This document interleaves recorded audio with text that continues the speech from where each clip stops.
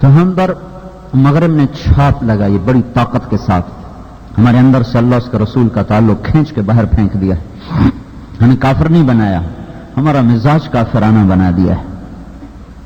کافرانہ مزاج کا جو جی میں آئے کرو، اسلامی مزاج کیا ہے؟ جو اللہ کہے وہ کرو۔ کافرانہ مزاج کیا ہے؟ جو جی میں نہیں آتا مت کرو۔ اسلامی مزاج کیا ہے؟ جس سے اللہ روکے مت کرو۔ اپنی تو ذات ہے ہی نہیں، اللہ کہے گا تو کر دیں گے، روکے گا تو رک جائیں گے، چلائے گا تو چلیں گے، ہٹائے گا تو ہٹ جائیں گے۔ یہ اس نے ہمارے اندر سے یہ سوئچ آف کر دیا، یہ پلگ نکال دیا۔ تو اب نام کے مسلمان اور زندگی آوارہ، کوئی منزل کوئی نہیں، کوئی سامنے ٹارگٹ کوئی نہیں۔ کہاں پہنچنا چاہتے ہو؟ کہاں جانا چاہتے ہو؟ تو یہ میرے بھائیو بہنوں پیچھے ایک محنت ہوئی ہے جس نے ہمیں بنیادوں سے ہٹا کر بے بنیاد کر دیا ہے۔ تو اللہ ایک بنیاد دیتا ہے زندگی کی۔ یونان کا فلسفہ یہ ہے کہ یہ زندگی کا کوئی مقصد کوئی نہیں، یہ فلسفہ یونان ہے، ارسطو، سقراط، بقراط۔ اور اس زندگی کی نہ کوئی ابتدا ہے نہ کوئی انتہا ہے، یہ کائنات شروع سے تھی، ہمیشہ رہے گی، لہذا جو مزے کرنے کر لو، کچھ نہیں۔ یہ ایک فلسفہ بہت عرصہ چلا، یہ 18ویں صدی میں دم توڑ گیا کہ نہیں، بڑے طاقتور شواہد اس بات کی طرف اشارہ کرتے چلے گئے کہ اس کی ابتدا ہے، یہ شروع سے نہیں ہے، ابتدا ہے، اس کی کوئی نہ کوئی ابتدا ہے۔ ڈارون تھیوری آئی کہ اتفاقی ابتدا ہے، 1809 میں یہ آدمی پیدا ہوا ہے اور 1883 میں یہ فوت ہوا ہے۔ اس کی ابتدا اتفاقاً ہو گئی، نہ اس کے پیچھے کوئی منظم، نہ مدبر، نہ کوئی خالق، نہ کوئی مالک، اور زندگی اتفاقیہ طور پہ ختم ہو جاتی ہے۔ لہذا جو مرضی کرو، جو مرضی کرو، لانا تو اس پہ ہے، جو مرضی کرو، مائنڈ یور اون بزنس ہے، بڑا غرق ہو تمہارا۔ تو ہم آزاد ہیں، ہم پر تو پابندیاں ہیں زبردست۔ پھر 1792 میں لندن میں ایک عورت تھی، میری والسٹون کرافٹ، اس نے ایک کتاب لکھی، عورتوں کو آزادی دو، عورتیں بڑی مجبور ہیں، ان پر بڑی پابندیاں ہیں، انہیں آزاد کیا جائے، ان کو مردوں کے شانہ بشانہ کام کرنا چاہیے، دونوں کمائیں، مرد بھی کمائے عورت بھی کمائے۔ دیکھنے میں یہ الفاظ بڑے خوبصورت تھے، لیکن اس کی بڑی خوفناک قیمت ادا کرنا پڑی ہے مغرب کی عورت کو۔ اس وقت اس عورت کا کوئی روپ نہیں سوائے گرل فرینڈ کے، نہ وہ ماں رہی، نہ وہ بیٹی رہی، نہ وہ بہن رہی، نہ وہ بیوی رہی، نہ وہ خالہ رہی، نہ وہ پھوپھی رہی، نہ وہ دادی رہی، نہ وہ نانی رہی، نہ وہ ساس رہی، وہ صرف گرل فرینڈ ہے بس۔ جب جی بھر جائے گا ٹشو پیپر کی طرف باہر پھینک دیا جائے گا۔ اسی طرح جب ایک پہیے سے ہوا نکلی تو دوسرا پہیہ کیسے چلے گا؟ تو وہاں کا مرد نہ باپ رہا، نہ بھائی رہا، نہ بیٹا رہا، نہ خامد رہا، نہ چاچا رہا، نہ ماموں رہا، نہ دادا رہا، نہ نانا رہا، وہ بوائے فرینڈ بن گیا۔ جب جی بھر جائے گا اس کو کک مار کے باہر نکال دیا جائے گا، کسی اور کو لایا جائے گا۔ یہ کربناک زندگی ہے جس کا ایک ایک لمحہ ہزاروں برس کے برابر ہو کے وہاں گزر رہا ہے، لیکن انہوں نے اس کو چھپایا ہے ناچ کے ساتھ، گانے کے ساتھ، شراب کے ساتھ، زنا کے ساتھ اور ہلا گلا کے ساتھ۔ یہ ہماری نسل بھی ادھر ہی سرک رہی ہے، وہ ننگے ہوئے ہمیں ننگا کرنا چاہتے ہیں، لباس مختصر ہو رہے ہیں اور دامن اونچے ہوتے جا رہے ہیں اور کرتے تنگ ہوتے جا رہے ہیں، شلواریں تنگ ہوتی جا رہی ہیں، وہ اسکرٹ پر لانا چاہتے ہیں، وہ اسکرٹ پہ لانا چاہتے، پتلون پہ تو لے آئے، پتلونیں پہننا تو شروع ہو گئیں، اب وہ اسکرٹ پہ لانا چاہتے ہیں، ننگا کرنا چاہتے ہیں۔ ہاں ہاں، پر نقار خانے میں طوطی کی کون سنتا، یہی کہیں گے یہ ملا پرانے خیال کے۔ لیکن بھائیو ہم نے جہان دیکھا ہے، جہان دیکھ کے بتا رہا ہوں، مدرسے کی چار دیواری میں نہیں رہا ہوں، صرف ساری دنیا دیکھ کے بتا رہا ہوں، کچھ پڑھ کے بتا رہا ہوں کہ خوفناک شکنجہ ہے جس نے ہماری دنیا کو بھی برباد کر دیا ہے، کرتا چلا جا رہا ہے، اور آخرت بھی ہمارے ہاتھوں سے جا رہی ہے۔ ہم دونوں بازیاں ہار رہے ہیں، دونوں بازیاں ہار رہے ہیں۔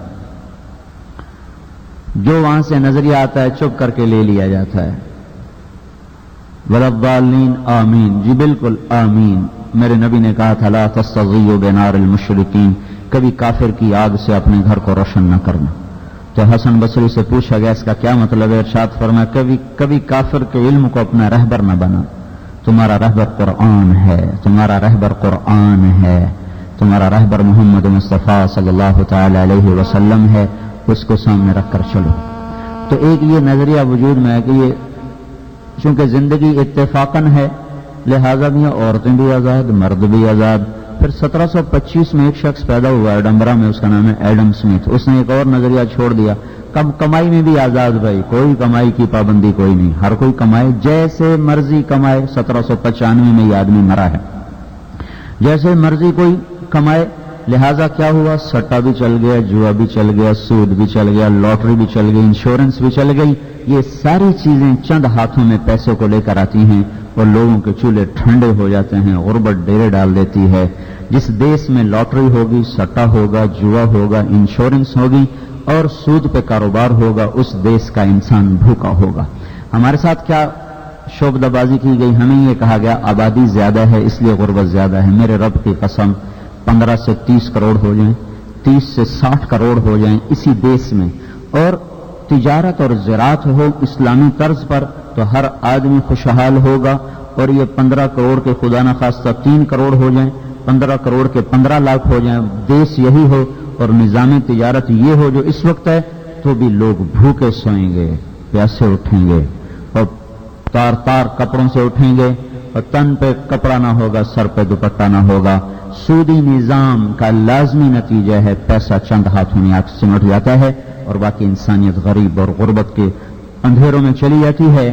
تو یہ ایک نظریہ اور چلا کہ کمائی میں آزاد ہو گئی، کمائی میں آزاد ہو۔ یہ سب شعبدے بازیاں تھیں بازار کو کنٹرول کرنے کے لیے اور پیسے کو چند ہاتھوں میں پہنچانے کے لیے۔ سودی نظام بنائے گئے، خود بخود چیزیں مہنگی ہوتی چلی، سٹا کھیلا گیا، خود بخود چیزیں مہنگی ہوتی چلی گئی، جوا کھیلا گیا تو تن آسانی پر لا کر اور چوری بازاری کا دروازہ کھول دیا گیا، انشورنس کی گئی تو بھی غریبوں کا پیسہ چند مالداروں کے حصے میں آتا ہے، انہیں نہ کسی غریب کے پاس گاڑی، نہ کسی کے پاس کمپنی، نہ کسی کے پاس فیکٹری جو جلی گئی اور پیسہ پھر اسی کو جائے گا۔ یہ سب شعبدے بازیاں تھیں اور ہم چونکہ اندھے غلام تھے لہذا آمین آمین آمین کہتے گئے، آمین، پرکھا نہیں، دیکھا نہیں، سوچا نہیں۔ تو ہمیں یوں کہا گیا کہ آبادی بڑھ گئی ہے اس لیے بھائی آبادی کنٹرول کرو، روٹی پوری نہیں ہو رہی، روٹی کیوں نہیں پوری ہو رہی، آبادی زیادہ ہے۔ میرے بھائیو، اللہ کے خزانوں کی حد کوئی نہیں ہے، اللہ کی نعمتوں کی حد کوئی نہیں ہے، اللہ کی دینے کی حد کوئی نہیں ہے۔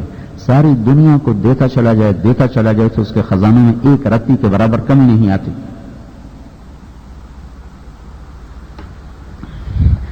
اس سے مسئلہ نہیں جڑا ہوا کہ آبادی زیادہ ہے۔ 1799 میں ایک شخص انگلینڈ میں پیدا ہوا مالتھوس، اس نے یہ نظریہ پیش کیا کہ آبادی زیادہ ہو رہی ہے لہذا کنٹرول کرو۔ اس کنٹرول کرتے کرتے کیا ہوا کہ اب سارا یورپ مائنس میں چلا گیا، ان کے بچے پیدا تھوڑے ہوتے ہیں، مرتے زیادہ ہیں، اموات کی شرح زیادہ، پیدائش کی شرح کم ہے۔ چند برسوں میں یہ معاشرہ خود اپنی موت آپ مر جائے گا۔ اور وہ انعام رکھتے ہیں، ہم جرمنی میں گئے تو ایک لڑکی حاملہ ہو جائے تو 600 مارک اس کا وظیفہ تھا، پھر وہ بچہ جنے تو وہ دگنا ہو جاتا تھا، پھر جب تک وہ بچے کی زچگی میں ہے تو اس کو وظیفہ ملتا ہے، اور پھر جتنے بچے زیادہ ہوں گے اتنا زیادہ وظیفہ ملے گا۔ اس کے باوجود وہاں کی عورت تیار نہیں ہے بچے کے لیے، چونکہ خامد کوئی نہیں ہے، تو ماں کوئی نہیں ہے۔ ہماری عورت تو خوش قسمت ہے، اس کو ماں کا سہارا، اس کو خالہ کا، اس کو ساس کا، اس کو پھوپھی کا، اس کو چاچی کا، اس کو مامی کا، اس کو نانی کا، اس کو دادی کا، یہ تو چاروں طرف سہاروں میں، باپ کا، بھائی کا، بہنوں کا۔ وہاں تو تنہا لڑکی ہے، خامد اس کے پاس ہے کو نہیں۔ 1998 میں اسی لندن میں اسی انگلینڈ کا سروے ہوا جس میں یہ ہوا تھا کہ آزادی آزادی آزادی، یعنی ہماری پاگل عورتیں چند جو بازاروں میں آ رہی ہیں، آزادی آزادی۔ تو 1998 میں سروے ہوا انگلینڈ میں کہ تم اسی زندگی کو چاہتی ہو یا گھر جانا چاہتی ہو، تو 98% عورتوں نے یہ کہا ہمیں یہ زندگی پسند نہیں، ہم واپس لوٹنا چاہتی ہیں، لیکن ہمیں خامد نہیں ملتا، ہمیں بوائے فرینڈ ملتے ہیں، ہمیں خامد نہیں ملتا۔ یہ ایک ڈرامہ رائٹر ہے اشفاق احمد، میری اس سے ملاقات ہوئی بڑی لمبی، مجھ سے کہنے لگا میں تبلیغ کے کام کا قائل ہوا ہوں انگلینڈ میں جا کر۔ میں ایڈنبرا میں ایک پارک میں بیٹھا تھا، میری بیوی بھی ساتھ تھی، تو ایک جماعت آئی، اس نے آ کر مغرب کی اذان دی اور نماز شروع کر دی۔ 10-15 لڑکیاں ان کے گرد اکٹھی ہو گئیں، انہوں نے سلام پھیرا تو ایک لڑکی آگے بڑھ کے بات کرنے لگی، تو میں نے اپنی بیوی سے کہا بانو آؤ دیکھیں یہ کیا کہتے ہیں۔ تو میں پہنچا تو وہ لڑکی اس سے پوچھ رہی تھی تمہیں انگریزی آتی ہے؟ اس نے کہا آتی ہے۔ کہ یہ کیا کیا ہے؟ کہا ہم نے عبادت کی ہے۔ تو اس لڑکی نے کہا آج تو اتوار نہیں ہے۔ تو انہوں نے اس کو کہا ہم تو دن میں 5 دفعہ عبادت کرتے ہیں۔ اس کا یہ تو بہت زیادہ ہے، اتنی زیادہ؟ تو اس نے اس کو پھر سمجھایا، بات ہوتی رہی، وہ میں بیچ میں کٹ کر رہا ہوں۔ اس نے کہا اچھا ٹھیک ہے، بہت مہربانی۔ تو اس نے ہاتھ بڑھایا اس سے مسافے کے لیے، تو اس نوجوان نے کہا میں معذرت خواہ ہوں، یہ میں ہاتھ آپ کو نہیں دے سکتا۔ اس لڑکی نے کہا کیوں؟ کہا یہ ہاتھ میری بیوی کی امانت ہے، اس کے سوا کسی کو نہیں چھو سکتا۔ تو وہ لڑکی کھڑی تھی زمین پہ گر گئی اور اس نے پھوٹ پھوٹ کے رونا شروع کر دی اور کہنے لگی کتنی خوش قسمت ہے وہ عورت جس کا تو خامند ہے، کاش یورپ کے مرد بھی ایسے ہوتے۔ اور یہ کیا کہ وہ آنسو پونچھتی ہوئی وہاں سے اٹھ کے چلی گئی۔ تو کہنے لگا میں نے اپنی بیوی سے کہا بانو آج وہ تبلیغ ہوئی ہے کہ لاکھوں کتابیں چھپ جاتی تو وہ کام نہ بنتا جو یہ نوجوان ایک عمل سے کر کے بتا گیا۔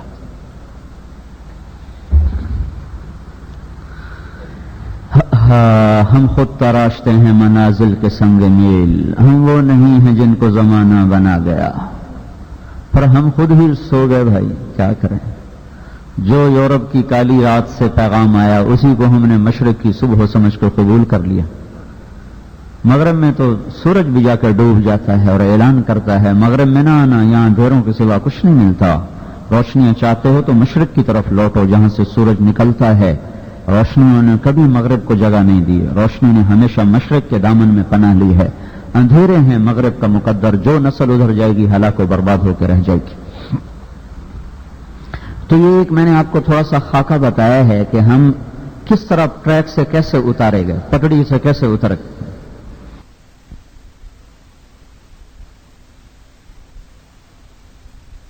نے آگے ترقی کی ہے تو پھر یہ نظریہ بھی باطل ہونا شروع ہو گیا۔ نہیں، اتفاقاً نہیں بنا یہ سب کچھ، کوئی خالق ہے، کوئی خالق۔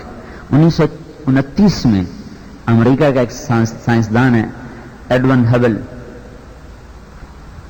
اس نے سب سے پہلے یہ دریافت کیا کہ کائنات ایک منظم طریقے سے پھیل رہی ہے، حرکت میں پھیل رہی ہے، یہ پھیلنا بڑے منظم طریقے سے ہے۔ تو 1948 میں پھر تحقیقات مزید ہوئی تو پتہ چلا کہ یہ کائنات ایک وقت میں سمٹی ہوئی تھی اور ایک دھماکہ ہوا، اس سے یہ پھیلنا شروع ہوئی۔ اب یہ پھیلنا جو دہریے تھے وہ کہنے لگے یہ اتفاقاً ہو گیا۔ اس پر آسٹریلیا کے ایک سائنسدان نے اپنی تحقیقات کو پیش کیا، پال ڈیوس۔ اس نے کہا یہ دھماکہ اتنا عقل مند تھا کہ اس نے چیزوں کو ایک سلیقے سے پھیلا دیا، یہاں دھماکہ ہو اور بعد میں جا کے میں کہوں کہ وہ اکبر صاحب کے گھر میں دھماکہ ہوا، سارے مرد آرام سے اڑتے ہوئے اپنے گھروں میں جا کے بیٹھ گئے، کوئی اس کو مان سکتا ہے، تسلیم کر سکتا ہے؟ دیوانے کا خواب ہے۔ دیوانے اینٹوں میں دھماکہ ہوا، ساری اینٹیں اڑ کے اوپر نیچے سٹ ہو کر مکان کی شکل میں تبدیل ہو گئیں، کوئی اس کو تسلیم کرنے کے لیے تیار ہے؟ یہ پاگلوں والی بات ہے۔ تو اس نے اس تحقیق کو پیش کیا کہ جس وقت یہ دھماکہ ہوا تھا تو اس سے 2 طاقتیں پیدا ہوئیں، ایک کشش کی، ایک سرعت کی، رفتار کی۔ رفتار اگر تیز ہو جاتی تو کائنات گم ہو جاتی، کشش اگر بڑھ جاتی تو کائنات سمٹ کے فنا ہو جاتی۔ یہ بڑھنے اور گھٹنے میں کا جو اندازہ ہے کتنی دیر 1 سیکنڈ کے 10 لاکھ خرب حصے کرو، 1 سیکنڈ کے 10 لاکھ خرب حصے کرو، تو پھر اگر 1 سیکنڈ کے 10 لاکھ خرب حصے کے برابر رفتار اگر تیز ہو جاتی تو کائنات گم ہو جاتی، کشش اگر بڑھ جاتی تو کائنات سمٹ کے پھر دوبارہ فنا ہو جاتی۔ تو وہ کہتا ہے کون پاگل اب یہ تسلیم کرے کہ یہ اتفاقاً ہو گیا؟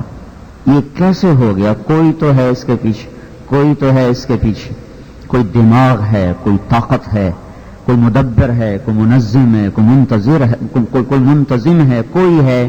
کون ہے یہاں کر وہ چپ بیٹھے ہیں؟ کون ہے؟ جن کو پتا ہے وہ کمائی کے چکر میں ہیں، ایسے گھر بنانے کے چکر میں ہیں اور دنیا کی دوڑ کے چکر میں ہیں، اور جن کو پتا کوئی نہیں وہ ٹکرے مارتے پھر رہے ہیں۔ امریکہ میں پیدل جماعت تھی تو 6 مسلمان، 4 لڑکیاں 2 لڑکے مسلمان۔ تو ایک لڑکے کا نام ابراہیم رکھا، اس کو جب کلمہ پڑھایا نا تو اس نے کہا ایسے دل پہ ہاتھ رکھ کر دونوں کہا ہاں. تو ڈاکٹر اختر ہمارے ساتھی ہیں, انہوں نے کہا وہی کلمہ پڑھا رہے, کیا ہوا؟ کہنے لگا یہ جگہ خالی تھی جب سے ہوش سنبھالا ہے, یہ جو تم نے کلمہ پڑھا ہے تو یہ بھر گئی, تو میری خوشی سے ہوا نکل گئی. اس جگہ کو نہ شراب بھر سکی, نہ میوزک بھر سکا, نہ پیسہ بھر سکا, نہ صورت بھر سکی, نہ عورت بھر سکی, نہ وادیاں بھر سکی, نہ سیر, نہ تفریح, نہ کوہسار, نہ دامن, نہ مرغزار. دنیا کی کوئی چیز اللہ کی قسم اس دل میں نہیں داخل ہو سکتی. یہاں اللہ کا پہرا ہے, یہاں صرف اللہ داخل ہوگا بس.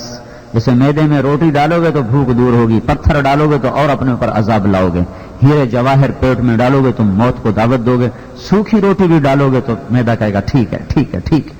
اس دل کو میرے رب کی قسم نہ سونے کا پتہ, نہ چاندی کا پتہ, نہ اسے صورت کا پتہ, نہ مورت کا پتہ, نہ گھروں کا پتہ, نہ گاڑیوں کا پتہ, نہ بلڈنگز کا پتہ, نہ فیشن کا پتہ. اس دل کو صرف اللہ کا پتہ ہے. جب تک اسے اللہ نہیں دو گے یہ تڑپتا رہے گا, یہ ماہی بے آب کی طرح, مرغ بسمل کی طرح یہ بے قرار ہوگا. تم جتنا دنیا میں زیادہ بھاگو گے یہ اتنا زیادہ فریادیں کرے گا. جنید جمشید کی سناتا ہوں, وہ مجھ سے کہنے لگا جب میری اس سے پہلی 1997 میں ملاقات ہوئی, مجھ سے کہنے لگا ایک پاکستانی نوجوان جس رعنائی, جس گلیمر, جس رعنائی کا خواب دیکھتا ہے نا, خواب آئے کبھی ایسا ہوتا کبھی ایسا ہوتا, کہ وہ مجھے حقیقت میں حاصل ہے, میرے پاس ہے, زندگی میرے چاروں طرف رقص کر رہی ہے, اور میں دولت سے عزت سے کھیل رہا ہوں, لیکن اس کے باوجود میرے اندر میں اتنا اندھیرا ہے, اتنا اندھیرا ہے, مجھے یوں لگتا ہے جیسے میں وہ کشتی ہوں جس کا کوئی گھاٹ کوئی. یہ کیوں ہے؟ یہ اس نے مجھ سے کہا یہ کیوں ہے, یہ تو نہیں ہونا چاہیے, یہ کیوں ہے؟ تو میں نے اس کو یہی کہا یہاں صرف اللہ آ سکتا ہے, یہاں اللہ کو لاؤ گے تو زندگی آباد ہوگی, اگر اللہ کو نہیں بساؤ گے تو کچھ بھی نہ پا سکو گے.